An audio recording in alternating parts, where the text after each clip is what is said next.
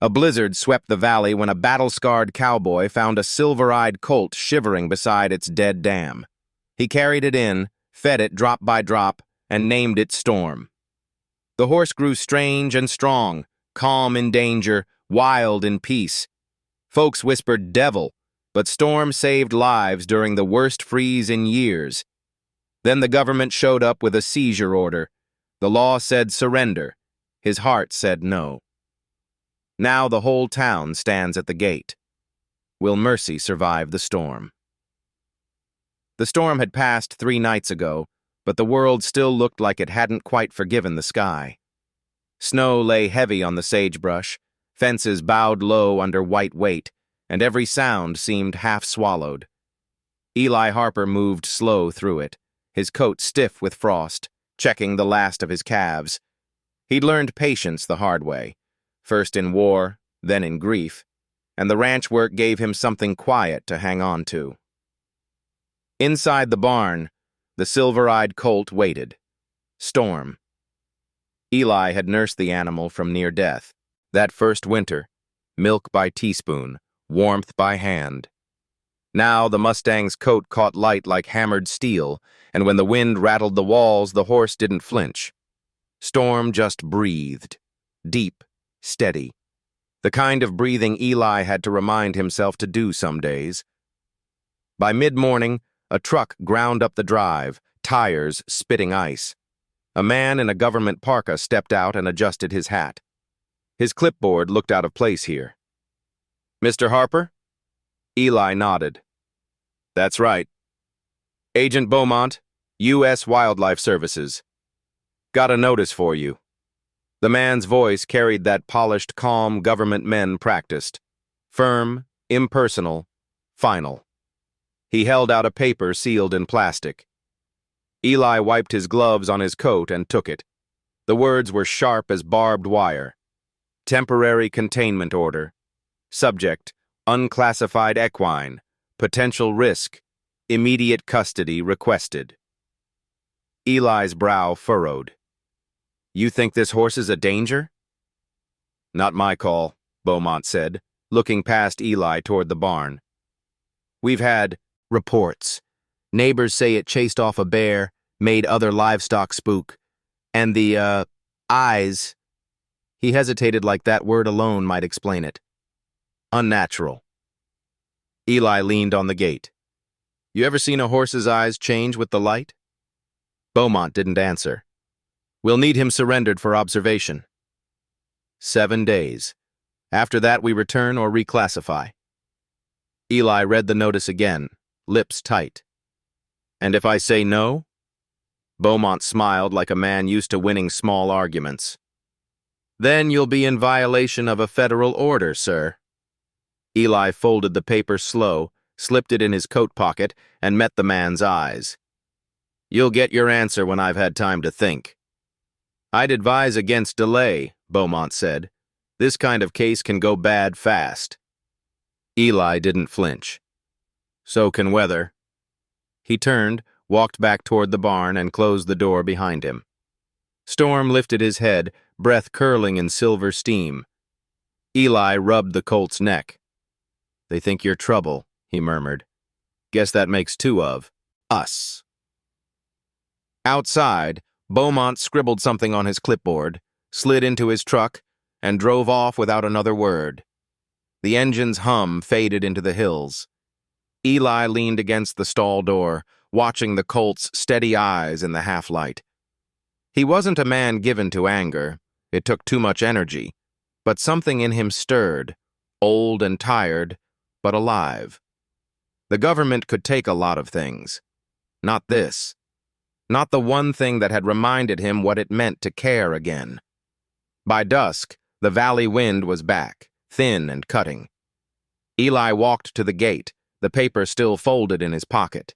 He latched the chain slow, the metal clicking like punctuation on a prayer. From the ridge, a single coyote called. Storm answered, a low whinny that rolled through the snow like a challenge and a song at once. Eli looked toward the horizon, jaw set. 7 days, he said quietly. We'll see who holds what.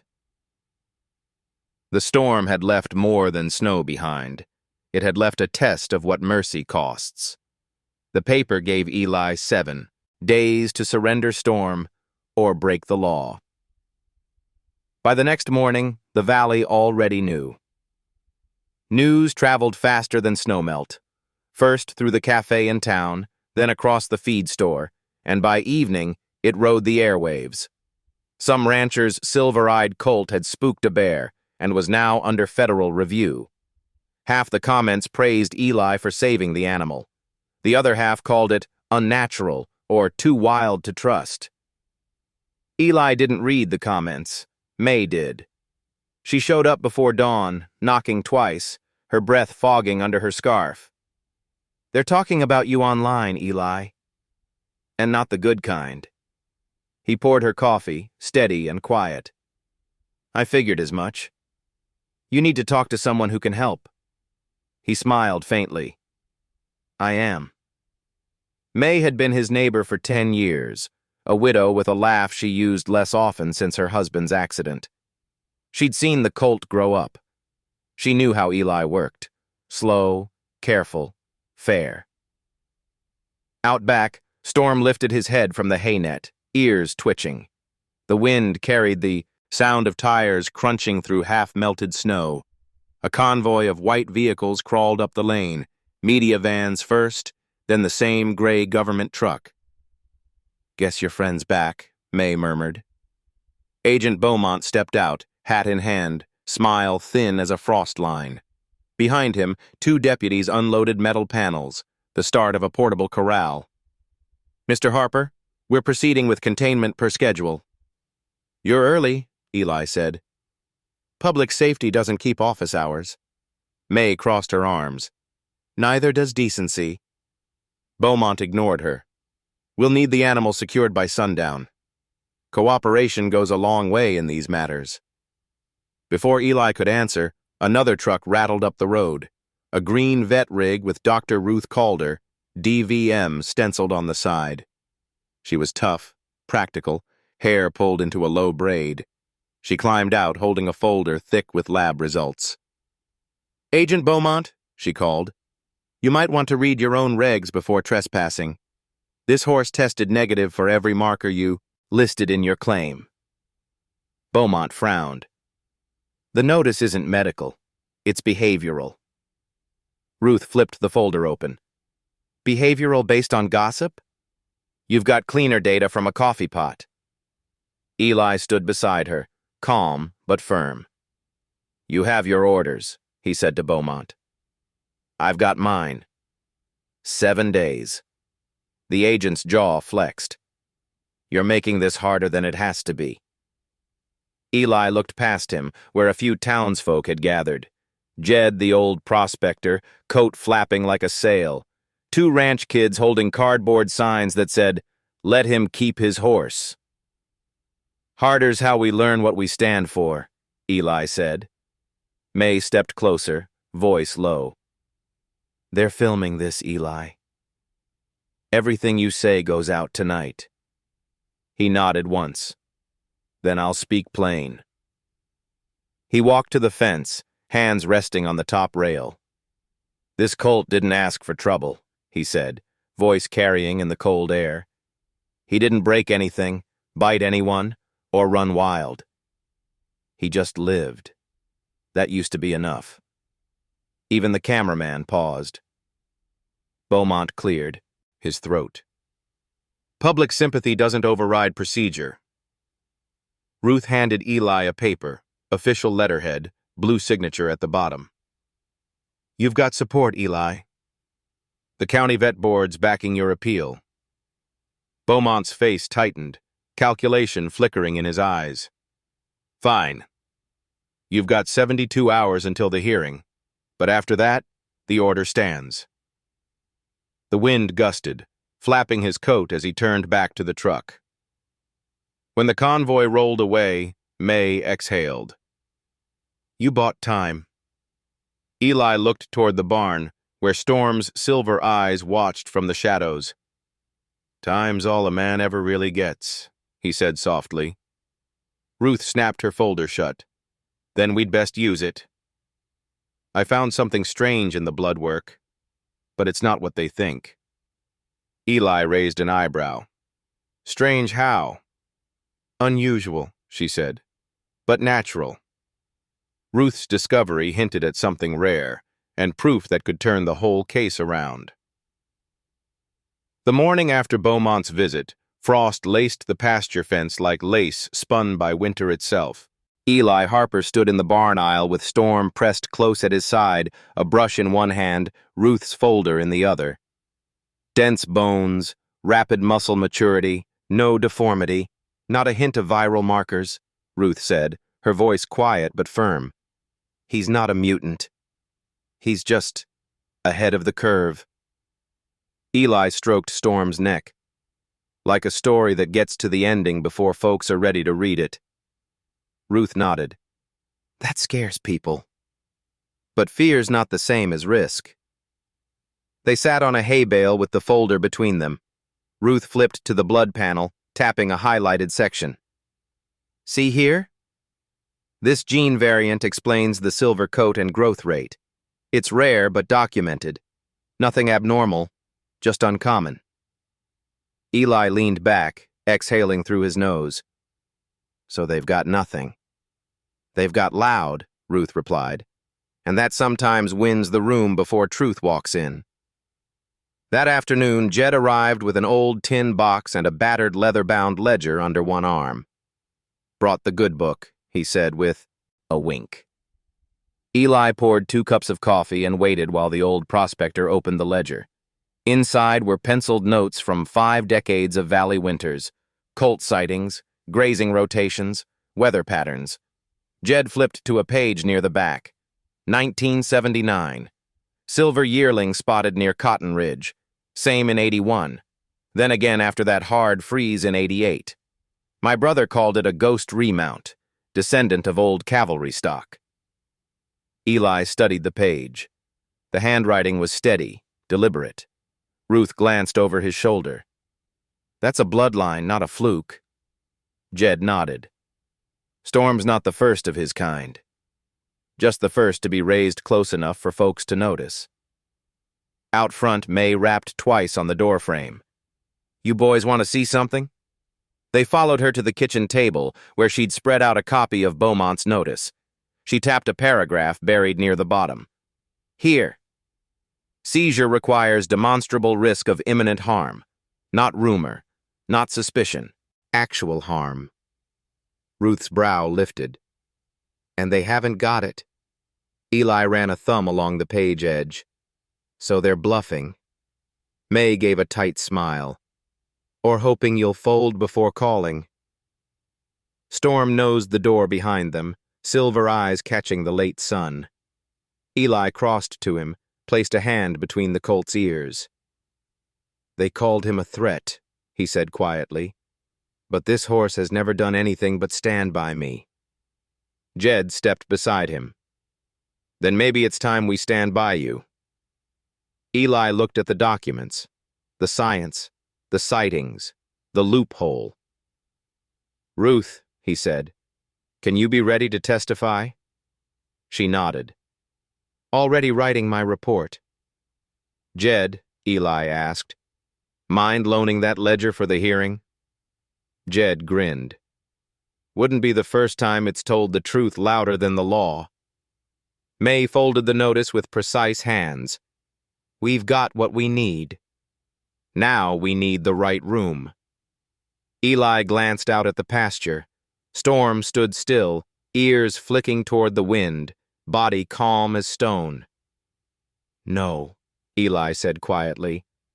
What we need is to make them come to us. Ruth's head tilted. You planning something? He turned back, eyes steady. Just making sure when they arrive the truth is already standing. With truth on paper and proof in his pasture, Eli wasn't waiting anymore. He was building his stand, one fact at a time. The church hall smelled like coffee, pine soap, and tension. Folding chairs scraped across the old floorboards as folks from every corner of the valley squeezed in, ranchers with worn hats, Teachers still smelling of chalk, mothers with toddlers tugging sleeves, and a row of school kids clutching drawings of Storm, each more silver than the last. Snow flurried outside the stained glass windows, thickening by the minute. Eli Harper stood near the back, arms folded, hat in hand, Storm's name echoing through the murmur. He didn't much care for crowds or speeches, but Truth liked daylight, and this room was full of both. Agent Beaumont took the front with the poise of a man used to authority. His suit was crisp, his smile polite, but his eyes kept scanning, counting who stood with him and who didn't. "Let's begin," he said, clicking a slide projector. A grainy photo appeared. Storm mid-gallop, muscles taut, eyes glowing under snowlight. This animal, while beautiful, remains undocumented, unlicensed, and genetically unconfirmed. Beaumont's voice stayed smooth. It poses unknown risks.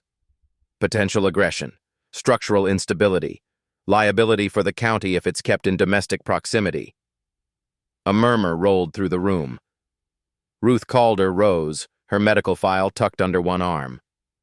Storm's tests confirm health and temperament. There's no viral strain, no mutation linked to aggression. He passed every vet marker for stability. Beaumont kept smiling. That's one vet's opinion.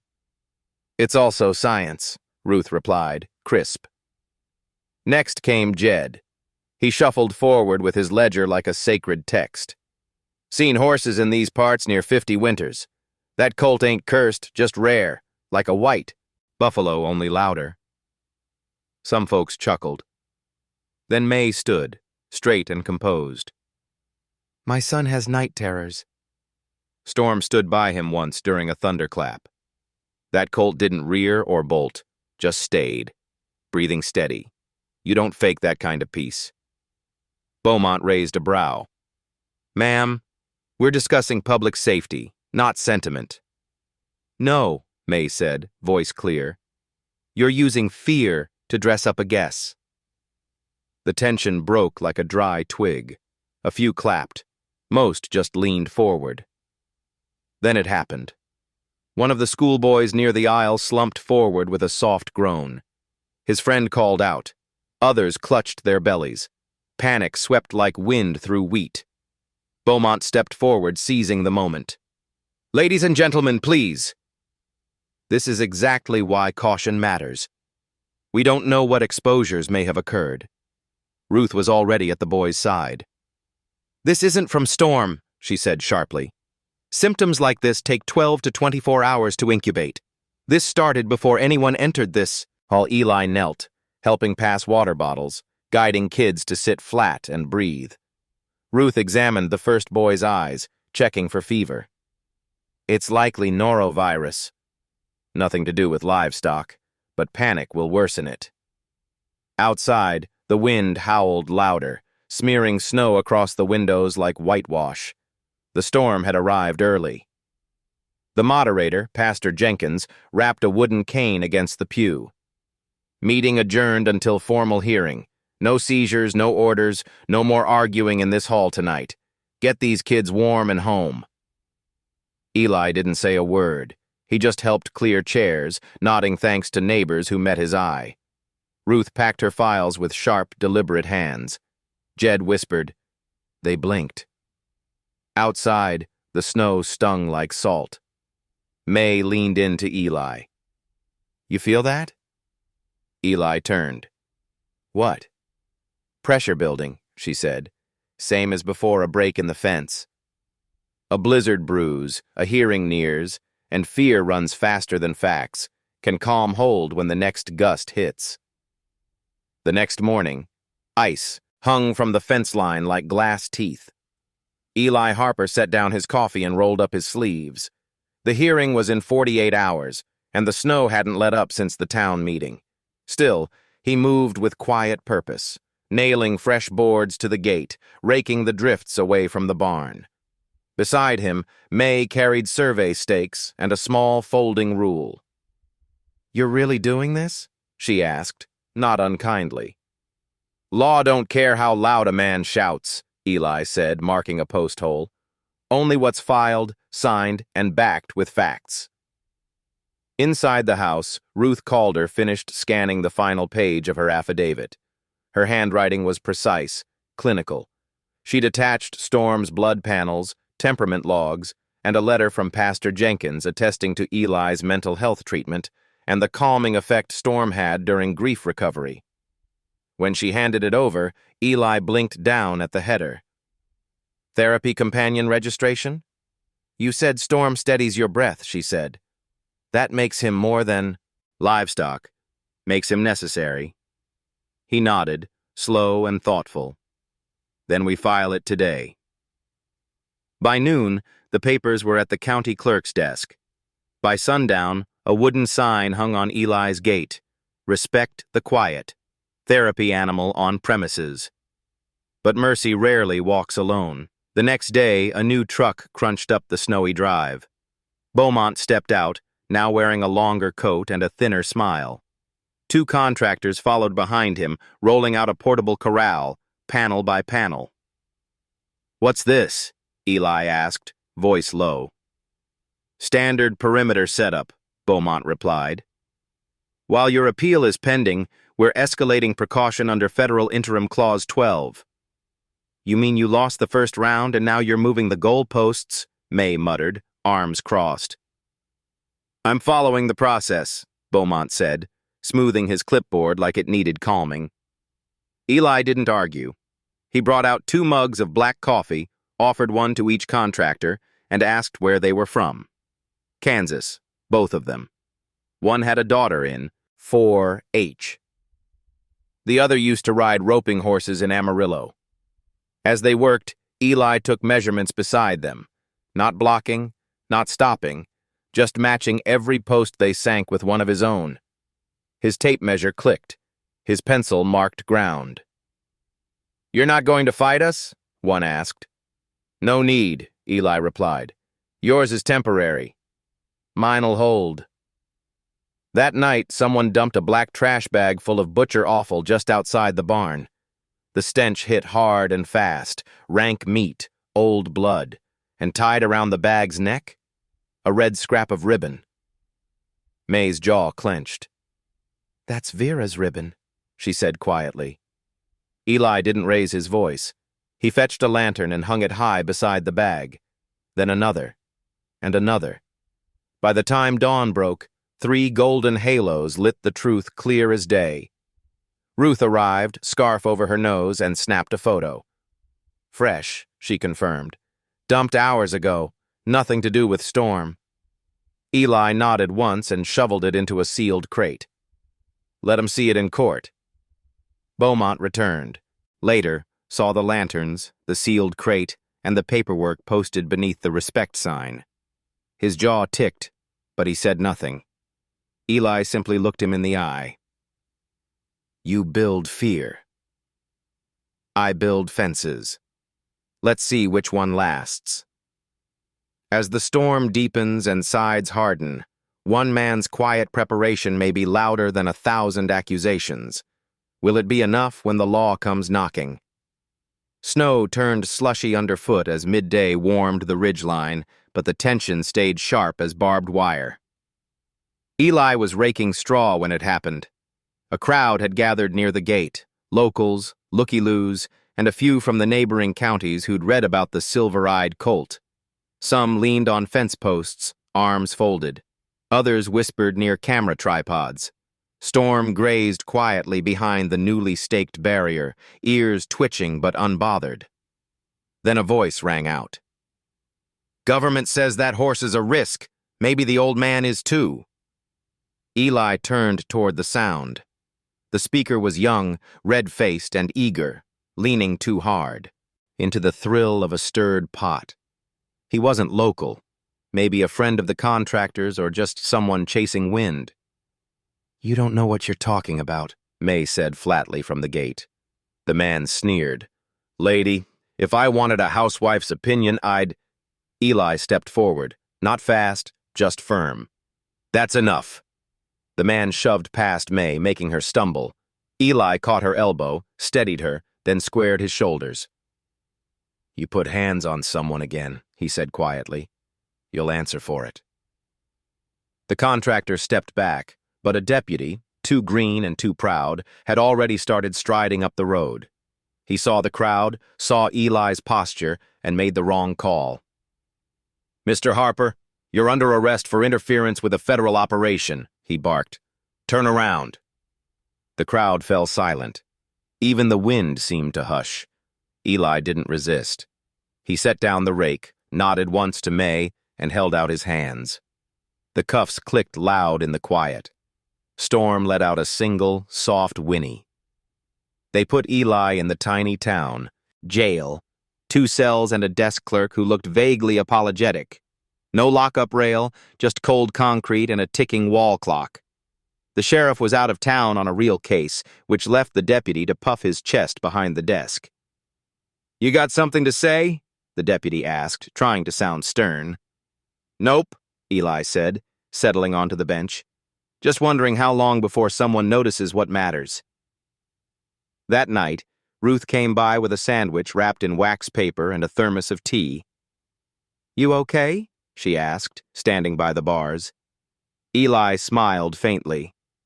First time I've slept in town in 6 years. Not sure I miss it.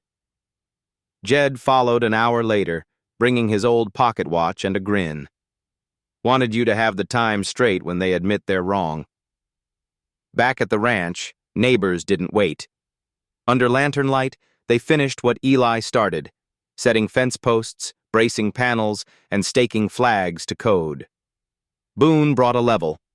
Juanita from the school rode out with her teenage sons, who packed hay, into windbreaks. Someone tied a red scarf to Storm's halter for warmth. When dawn finally broke, the gate stood tall and lawful, signed by the county clerk and inspected by a certified builder who happened to be Jed's cousin. Beaumont arrived just in time to see Ruth post the building permit and therapy registration papers right beside the Respect the Quiet sign. He stared for a long time. Then, with barely a nod, he turned and left. Back in his cell, Eli stretched and stood as the deputy fumbled with the keys. Guess we're done here, the younger man muttered. Guess we're just getting started, Eli said, stepping into the light. With the hearing just hours away and public eyes on every move, will one man's quiet resilience be enough to bend the storm, or will it break wide open?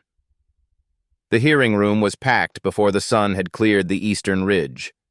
Folding chairs scraped, boots stomped the mud off outside, steam rose from thermoses clutched in gloved hands, kids fidgeted in pews along the side. And at the front, behind a long table draped in faded blue bunting, sat 3 county board members with legal pads and lined faces, waiting for order. Eli Harper sat near the back. His jacket was brushed, not new. Storm's halter rope lay coiled neatly beside his chair. May sat to his right, lips pressed thin. Ruth to his left, lab reports tucked under her arm. Jed leaned against the back wall, arms folded, pocket watch ticking in his vest. Agent Beaumont looked sharp as ever, but tight around the mouth. His tie had been straightened twice before the gavel even dropped. First came the slideshow. A jittery video of the snowstorm rescue. Blurred edges, heavy wind, Eli and the colt pulling ropes in a white blur. It played twice. Beaumont stood. This footage, while dramatic, proves the unpredictability of this animal. A wild colt, untrained, of unknown origin, assisting in emergency action, unverified, uncontrolled, potentially dangerous. A murmur ran through the crowd. The first witness was the elementary school teacher. She stepped forward, cleared her throat, and said, "My students painted pictures of that horse. Not because he's wild, but because he's kind. One boy with sensory issues touches only Storm without fear." Next came the farrier.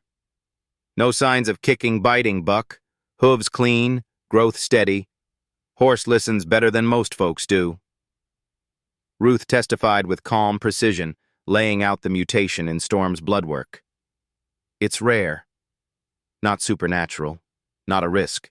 Stronger than average, sure, but stable, gentle, no aggression markers. Jed unfolded his ledger. This valley's seen silver remounts before. You can check Army stock reports from the late 1800s. This ain't new, just forgotten. Beaumont bristled. None of this overrides federal protocol. We cannot base enforcement on sentiment. May stood. Her voice was clear. This isn't about sentiment. It's about fear. Folks get scared when something doesn't fit a form they've seen before. But fear ain't the law. The room went still. Eli rose. He walked forward slow, rope in one hand, folder in the other, laid them both gently on the table. Name's Eli Harper. 42, ranch hand, served overseas.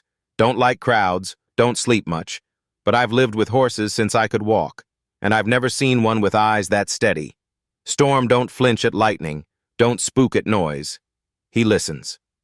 He opened the folder. These are vet reports. That's Ruth's signature. Here's Jed's historical notes.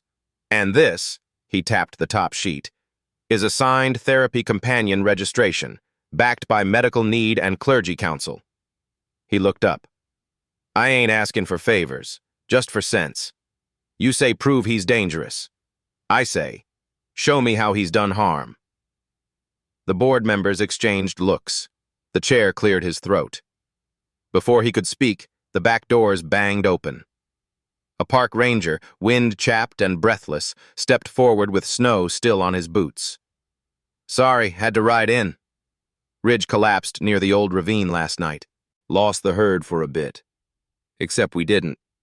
'Cause this horse, this silver colt, led folks right to them. Held at the edge. Didn't chase. Just waited. He held up a photo. Storm, silhouetted against ice, unmoving. The board fell silent. Beaumont opened his mouth, then closed it again. The gavel came down. The storm's not over yet, but truth has found its voice. Will the next gust bring freedom, or another test? Stay close. The wind's still shifting. A hush fell over the hearing room. The photo in the ranger's hands made its way down the board table, Storm standing still as stone on the rim of a broken ridge, snow whipping around him, the wild mustangs clustered behind in his shadow. He wasn't hurting, he wasn't charging. He was guarding, watching, a different kind of strength. The ranger nodded.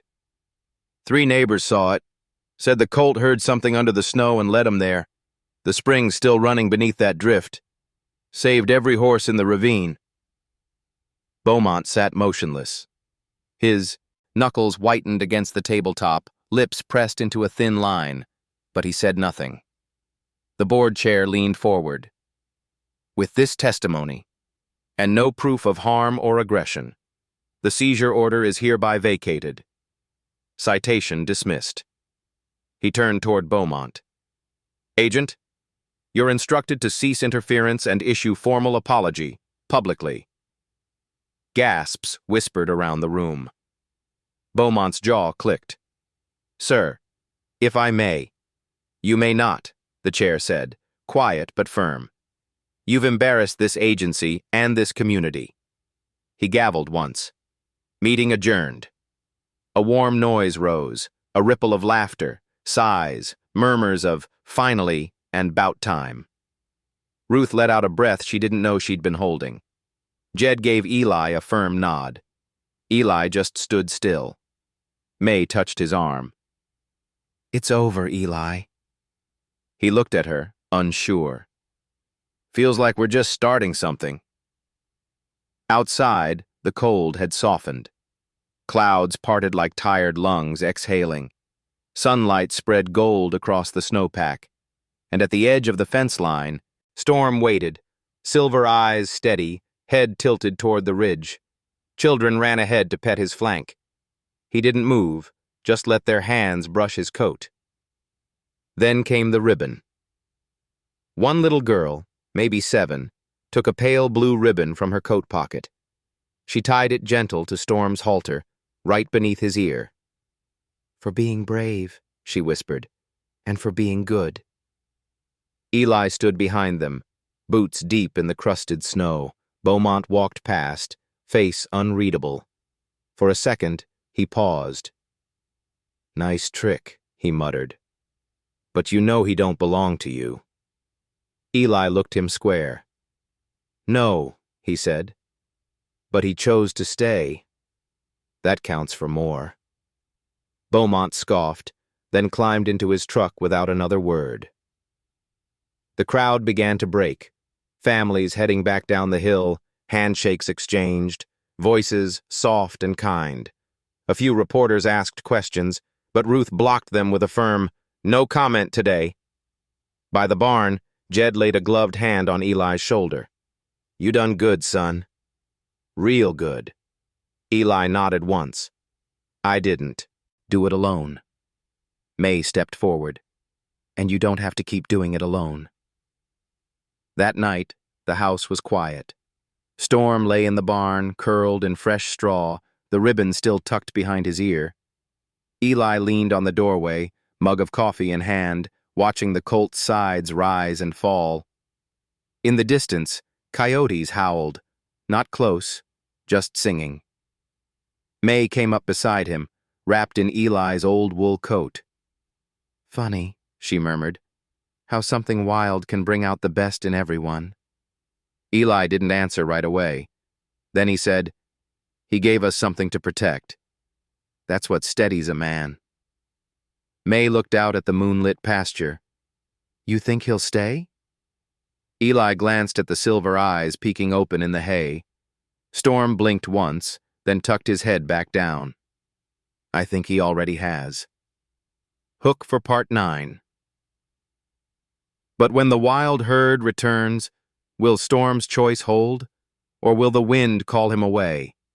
Ride with us to the end, where mercy builds what no storm can tear down. Morning broke with a hush. Mist clung low to the pasture-like breath held too long. The frost glittered on every fence rail and willow branch, casting the silver spur in tones of pearl and pewter. Eli Harper stood at the porch rail with a tin mug in hand, steam curling past the brim. He hadn't spoken yet. Didn't need to. The peace ran deep this morning, settled, quiet, whole. Down at the barn, Storm lifted his head. The silver-eyed colt stood tall now, nearly full-grown, deep in the shoulder, clean in the legs. But the gentleness hadn't left him. Still moved like wind over snow. Still listened harder than most men. A sound caught Eli's ear. The crunch of hooves, many hooves, on crusted frost. From the north ridge they came, the wild herd, 20, maybe more. Grulla coats, red duns, roans with winter shag, white lashes blinking slow. They stood on the hill like ghosts of a wilder time, hooves rimed in ice, breath thick in the air. Storm watched, still. Eli stepped down from the porch, slow and quiet. May joined him, hair tied back in a red scarf, boots unlaced. Storm took 2 steps forward. The herd held. Then one mare nickered, low, inviting. Another shifted closer, ears forward. May whispered, "He hears them." "Yeah," Eli said softly. "He does." Storm lowered his head, took a step, then another. Eli didn't call, didn't flinch, just stood there, hands loose at his sides, heart too full to speak. Storm walked halfway to the fence. Then he stopped, turned his head, and walked back. All the way to Eli, pressed his silver brow into the man's chest, just under the sternum. Eli closed his eyes, rested one hand on the colt's shoulder, the other on the warm plane of his neck. Choice made. The herd watched a moment longer, then drifted down the ridge trail, as silent as they'd come. Later that week, Ruth filed the last of the paperwork. Storm's therapy companion status made permanent, with a clause protecting his place on the ranch. Neighbors brought fence posts and seed sacks. Jed carved a new sign from juniper and ash, hung it beside the gate. Mercy lives here. Letters came from beyond the valley. School children in Missoula, a widow in Kansas, a nurse in Flagstaff. All of them had seen the video, read the hearing report, heard what happened. One child wrote, "I'm scared a lot. But now I think I can be brave if I remember that horse." Another said, "Tell the cowboy thank you for not giving up." Eli kept them all in a cedar box on the mantel. The barn got painted before first thaw. A clean whitewash, red trim, a simple feed room with space enough for one more stall, just in case. May started hanging herbs to dry by the kitchen window.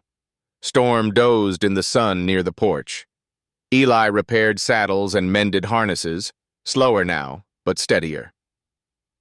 One foggy morning, May set down her coffee and turned toward him. "You ever wonder why that colt picked your porch?"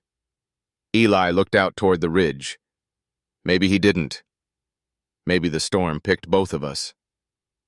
They stood in silence a while. Then May reached into her pocket, pulled out a worn ribbon, the same, pale blue one the little girl had tied to Storm's halter, and tied it gently to the porch post. "Just so we don't forget," she said. Eli smiled, quiet and full. "We won't." Some storms break fences. This one built a home. If this story touched you, ride with us again. There's always another trail worth following.